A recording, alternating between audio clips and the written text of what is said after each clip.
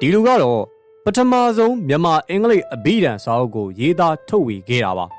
ဆရာယူဒတန်ကမြန်မာလူမျိုးတွေရဲ့နှုတ်ကပတ်တော်သိရှိလာဖို့အတွက်သူအေးချမ်းစွာနေထိုင်လို့ရတဲ့နိုင်ငံကိုစွန့်လွတ်ပြီးတော့မြန်မာပြည်ကိုစိတ်အားထက်သန်စွာရွက်လွင့်ပြီးတော့ခီးနေလာခဲ့ပါတယ်သူ့ရဲ့မျိုးသမီးကလည်းတစ်ချက်ကလေးမှငင်းဆိုညူဆူမှုမရှိဘဲနဲ့စိတ်တူကိုယ်တူလိုက်ပါလာခဲ့ပါတယ်မြန်မာပြည်ရောက်တော့လည်းပဲထင်ထားတဲ့အတိုင်းခက်ခဲမှုမျိုးစုံကိုစတင်ကြုံတွေ့ရပါတော့တယ်အာနာပိုင်တွေထံကနေပြီးတော့မောင်းထုတ်တာကိုခံရတာမျိုးတွေ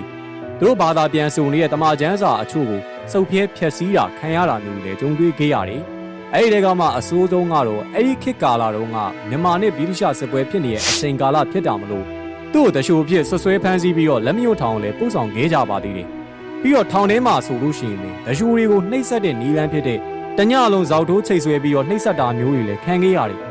အလုံးနဲ့ယူရတန်တရားကိုထောင်ကျနေတဲ့အချိန်မှာသူ့ရဲ့ဇနီးအန်ကတော့သူ့ရဲ့ခင်မွန်းနဲ့တွေ့ဖို့အတွက်2မိုင်လောက်ဝေးတဲ့ခီးကိုဖျက်လျှောက်ရပေမယ့်လေတခါလေမှသူ့ရဲ့ခင်မွန်းနဲ့စကားပြောဝင်ကိုထောင်မှုတွေကတားဆီးတာတွေလည်းခံခဲ့ရသေးတယ်အလုံးနဲ့ထောင်ထဲမှာ21လလောက်အနှိမ့်ဆက်ခံပြီးတော့အင်္ဂလိပ်မြန်မာကြားဘာသာပြန်ယူတဲ့သူလိုတဲ့အတွက်မလို့ထောင်ကနေပြီးတော့လွတ်လာခဲ့ရပါတယ်နောက်ဆုံးမှာတော့ဆရာယူရတန်ကအခက်ခဲအတားဆီးတွေကြားထဲမှာဖတ်ပြီးတော့တင်းစီထားခဲ့တဲ့ဘာသာပြန်လက်စာသမာကျမ်းစာမြန်မာဘာသာပြန်ဆိုမှုကိုလည်းဆက်လက်ပြီးတော့လှုပ်ဆောင်နိုင်ခဲ့ပါတယ်အဲ့လိုနဲ့ပထမဦးဆုံးမြန်မာအင်္ဂလိပ်အဘိဓမ္မာစာအုပ်ကိုလည်းရေးသားထုတ်ဝေနိုင်ခဲ့တာဖြစ်ပါတယ်ပြီးတော့လည်းမြန်မာပြည်ရောက်ပြီးတော့6နှစ်ကြာမှာမောင်တော်ဆိုတဲ့သူကပထမဦးဆုံးပြောင်းလဲကယ်တင်ခြင်းရပြီးတော့ဆရာကြီးထံကနေပြီးတော့ရင်းနှီးချင်းကိုလည်းခံယူခဲ့ရပါတယ်